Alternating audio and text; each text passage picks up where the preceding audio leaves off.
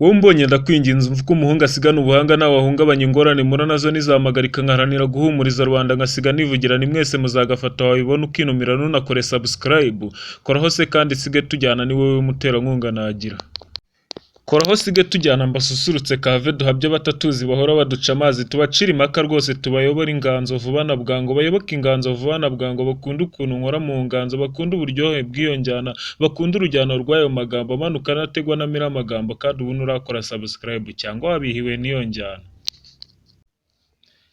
koraho yewe ngukumbuze byinshi ngushimire disi ngutaramire keshi nkwereke byinshi bitamenye beshi biratira abandi bakubaza iyo soko y'iyo nganzo ubasangize riko uti dore nguwo yitwa Gerard Nganzo uti nguwo ni mugabo udatenguha uti nguwo ni umuhungu wanga ubugwara uti nguwo ni muheto ndangamirwa ku rugamba uti nguwo ni udatetereza rudatererana imarirwa kurusha ku rugamba akaba rutetereza ababesha urugamba rusabikanya amakuza